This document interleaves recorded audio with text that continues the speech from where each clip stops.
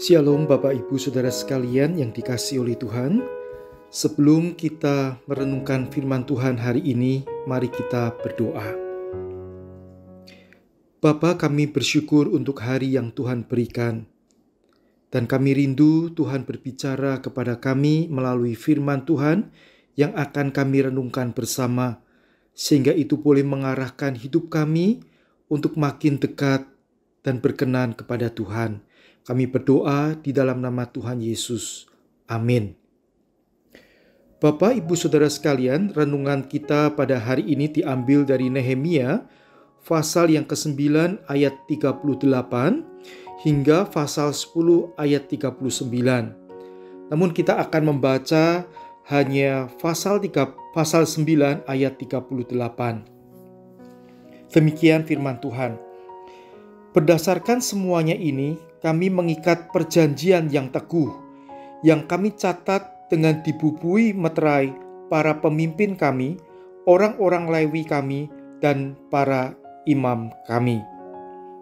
Nah, Bapak Ibu Saudara sekalian, dalam bacaan kita kemarin, kita mendapati bahwa orang-orang Israel telah menyadari dosa dan kesalahan yang mereka lakukan, yang membawa mereka akhirnya mengalami penghukuman dari Tuhan dengan dibuang ke negeri-negeri yang lain.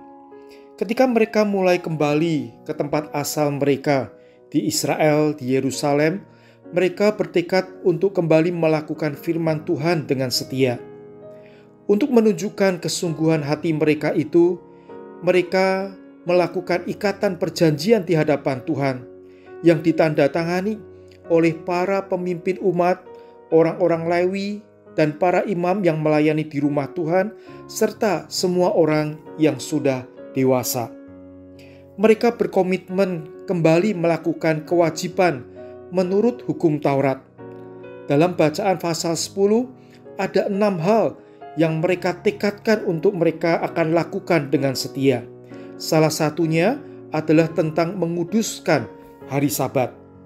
Di dalam perjanjian lama, hari Sabat sedemikian penting bagi Tuhan. Mengapa hal ini begitu penting?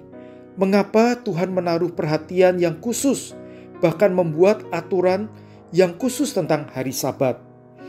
Bapak Ibu Saudara sekalian, Tuhan tahu bahwa manusia seringkali mudah melupakan apa yang utama dalam hidupnya. Kesibukan bekerja, tuntutan untuk memenuhi kebutuhan hidup, mengejar karir, dan mengejar keuntungan telah menjadi pola yang terus-menerus berulang dalam kehidupan manusia sepanjang masa. Akibatnya, manusia, termasuk kita juga umatnya, seringkali melupakan Tuhan yang telah menciptakan kita. Nah, hari Sabat diadakan bukan untuk membatasi hidup umatnya. Hari Sabat ada justru untuk menolong setiap umat Tuhan berhenti sejenak dari segala pekerjaan mereka, mengasihi diri mereka dengan mengambil waktu untuk beristirahat, sekaligus diingatkan untuk terus mengarahkan fokus hidup mereka kepada Tuhan. Nah, Bapak Ibu Saudara sekalian, dalam perjanjian baru, Tuhan Yesus memberikan teladan untuk kita dalam memiliki waktu perhentian, Sabat, bersama dengan Bapanya setiap hari. Kita menjumpai di dalam kehidupan Tuhan Yesus, dia bangun pagi-pagi benar untuk berdoa di sana, mengambil waktu khusus berdiam diri di hadapan Bapanya. Kita juga menjumpai beberapa kali di dalam Injil, di mana di tengah kesibukan ketika melayani banyak orang, Tuhan Yesus mengambil waktu menyendiri untuk berdoa seorang diri kepada Tuhan. Oleh sebab itu kita melihat betapa pentingnya waktu perhentian, waktu yang kita khususkan untuk Tuhan di dalam kehidupan kita. Nah, sangat penting untuk kita menyediakan waktu khusus di mana kita bisa berhenti sejenak dari segala kesibukan dan aktivitas harian kita, serta memfokuskan diri kita kepada Tuhan dengan membaca firman-Nya dan berdoa.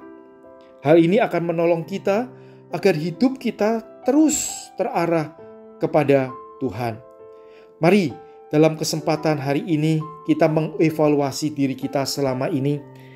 Sudahkah kita mempraktekkan Sabat dalam kehidupan kita sehari-hari, baik pada waktu hari Minggu, di mana hari untuk beribadah, maupun setiap hari, di mana kita menyediakan waktu terbaik untuk berdiam diri di hadapan Tuhan, beribadah kepadanya, dan beristirahat dari kesibukan kita, untuk kita membaca firman Tuhan dan berdoa.